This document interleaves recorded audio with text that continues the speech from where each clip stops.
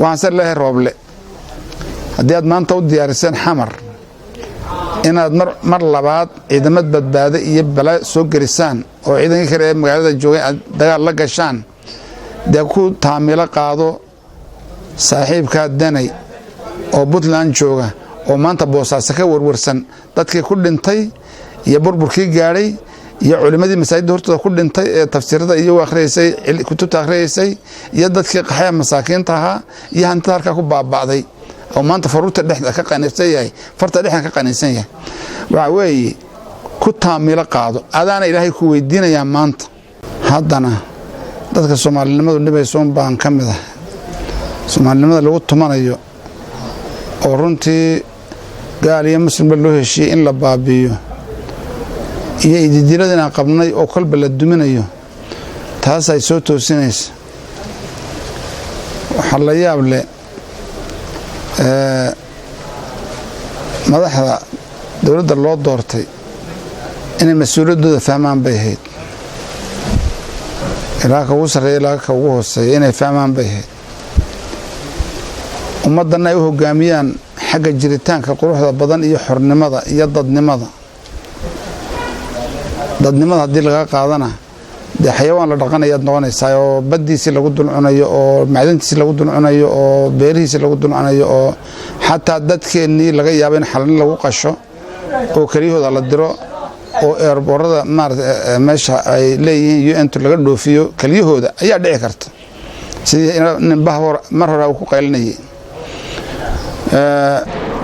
maanta waxaan la hadlayaa khaas ahaan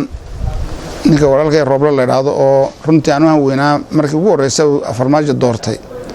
laakiin laba jeer sanbirraxday imika markii labaad imika ku jira sanbirraxday labaad waxaan leeyahay waxa weeyaan khilaafkii hore wuxuu ka dhashay doofitii aad dhoofaysay dabadaha eed ka bilowday Ingiriiska eed ku xijisay Kenya eed ku xijisay Masar ayuu ka dhashay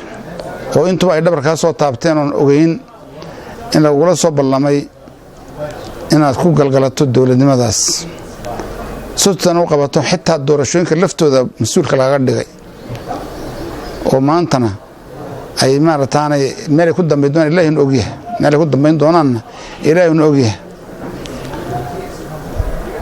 tan ugu dambeysana marka Djibouti tagtay waan la socdaan in siyaasadana u dheer doon daroonahay in Ingiriiska iyo Mareykanka iyo dawladda Djibouti iyo cidii kale soo raacdaaba si fiican dhabarka laga soo taabtay oo in amar gelina ciidamada soo duldhigay marka waxa weeye wadankaagu uu ka qaalisan yahay inaad dad kale ugu danayso inaad dad kale dantooda ku fuliso uu ka qaalisan yahay wadankaagu waxaan ku leeyahay soo dhaco dadkaaga Djibouti ka soo noqotay waxaad markiiba ku bilowday guddiyaashii doorashada oo og tahay samayntooda oo kaliya inay sanadkii ka qaadan doonto marka haddii in guddiyaal dambe la sameynayo oo kolba lagu heshiinayn goorma lagu heshiini 6 bilood wax ka badan baa iyaga un la yaabiyay oo kan bedel iyo kan ma doonin iyo kan hebel bula jiraad haysan intii laga ku qaadan doona guddidaas oo kaliya guddiyaashaas oo kaliya talabaad guddiyaasha markaad maartay burburisay de waxa weeyaan miiskii laftiisa baad ku magacawday adoon cidna kala tashan say guddi ku noqonayaan kuwaas kuwa hore oo bila lagu soo daalay ayaa burburisay kuwa aduu miiska dusha ku qorortay say noqonayaan guddi taasina waan kala talinayaa inaad ka noqoto weeyaano adiga iyo cidii maarday doorashada khusaysay sida kuwani gobolada haysta ee madaxweynaha aad ku sheegtaan iyo cidii kale ku soo raacaysaba aad isla eegtaan guddiga xitaa haddaad bedelaysaan talabaad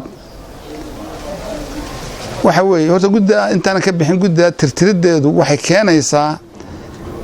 hadafkii ugu weynaa ee lahaayeen Kenya iyo Imaaraadku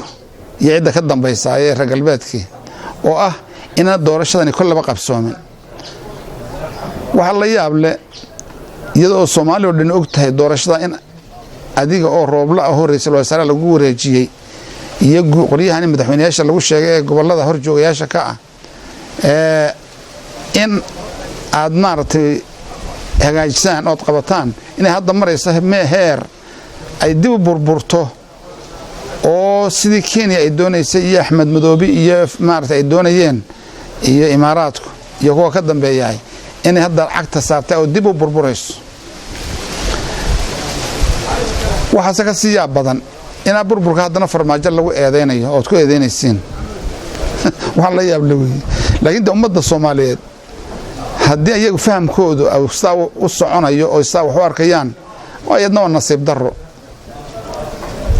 oo dadka qaar baa waxaad ka maqlaysaa farmaajo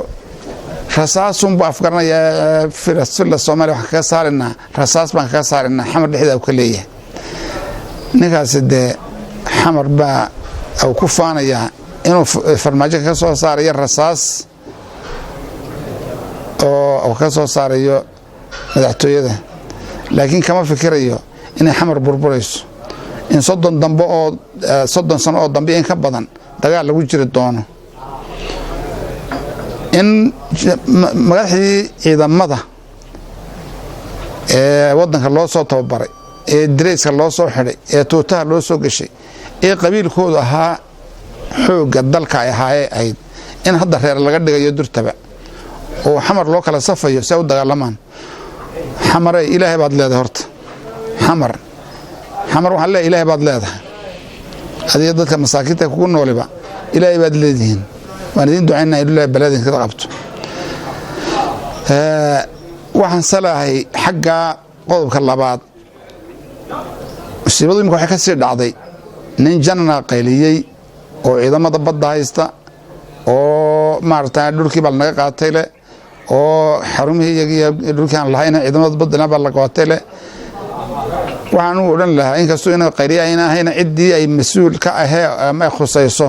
inuu warqado u qoro un bayd haday ra'iisul wasaare tahay haday madaxweyne tahay iyo haday maartaan jannada ciidamada xukuumadda tahay iyo qor lahaa laakiin meediyahan baas imka dadka waxa la wadaagayay yaani aflagaadun buu keenay oo dawaa aflagaado taa markuu ninkaas qayliyay guddi buu ninkii maartay saaray saadogtiinba wasiirka difaacu guddi buu saaray janankii ciidamadu markay guddi saareen seedad guddi saartaba isna lagu casiray ninkii maartay wasiirkii difaaca bimacna ayaan la arkin wixii aan sameynaya miyaa taas Soomaaliya taasi ma khaarijinaysa in la yiraahdo dhulka aan boobay hadii la arko waan iriya qofkii ay soo daya taasina waa taas waxaan sar leeyahay rooble hadii aad maanta u diyaariseen xamar inaad mar labaad ciidamad badbaado iyo bala soo gelisaan oo ciidanka kale ee magaalada joogay dagaal la gashaan de ku taamilo qaado saaxiibka danay oo Puntland jooga oo maanta Boosaaso ka warwarsan dadkii ku dhintay iyo burburkii gaaray iyo culimadii masaajid hortooda ku dhintay ee tafsiirada iyo akhriisay kutubta akhriisay iyo dadkii qaxay masaakiinta ahaa iyo hanta halka ku baabaaday oo maanta faruurta dhexda ka qanisan yahay farta dhexda ka qanisan yahay waxa weeye ku taamilo qaado adana Ilaahay ku weydiinaya maanta adaan Ilaahay ku weydiinaya adoo ugu raaxaynaya isha Mareykanka ugu qaboojinaya oo isha Ingiriiska ugu qaboojinaya oo isha Djibouti ugu qaboojinaya oo isha Kenya ugu qaboojinaya oo isha Imaaraadka ugu qaboojinaya iyo cadawga Soomaaliya gudiga dibadba farmaajo laftisan waxa oran lahaa xilka qaadistan oo ka qaaday maartay ninkani ra'iisul wasaare sanisa doortay oo meesha keenay ee wariba doorashooyinkan u dhiibay horta inuu saa ugu degdegaan ma jeclayn in loo fariisto iyadoo la isweydiiyo oo maartaanay yani dadka mas'uuliyiinta oo dhan ee xukuumadda jooga ee madaxtooyada jooga in laga tashado oo horta isaga la soo fariiso dhulkan lagu haysto horta adiga laftaadu ka jawaab gudan waxaad u tirtirtay adiga laftaadu ka jawaab yana waxyaabaha uu sameeyay la weydiiyo oo maartaanay de ilaan madax baa leeyahay maar dadkuna hadal buu isku afkartaa xoolna urta isku afkartaane la wada hadleeyahay oo maxaad san u sameeyay la raado calaayad xaalim waxa leeyahay ummadda Soomaaliyeed uga cabsada adoo madaxweynihii ah iyo kan kale oo ra'iisul wasaarahaagii ah ummadda Soomaaliyeed uga cabsada inaad burbur dambe ku dhaco uga cabsada aan waxa arkayaa khayr Allah ku siiyo farmaajo aan waan dadka taageeranahay ummadaas inay Ilaahay ka cabsataan Ilaahay idin weydiin doona ma aha dunidu maanta ma aha xisaab dambaysanaysa Umar ibn Khattab wuxuu yiri warku amiirka ahaa hadii ay Iraq webiga Iraq ku yaal Furaat la yiraahdo haday baqali ku turunturooto dariiqeeda ilaa anuu weydiinayaa buuri maxaa dadkan u malaynaysan dad lagu tumanayo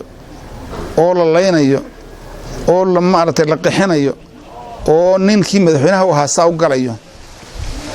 xamar habeen walba hanjabaad ku jirta oo wax ku nooshay la garanaynan kismaayo oo gacan gashay Kenya oo maalin walba halka maartay wixii laga maamulayo waxa weeyaan waxaad leeyahay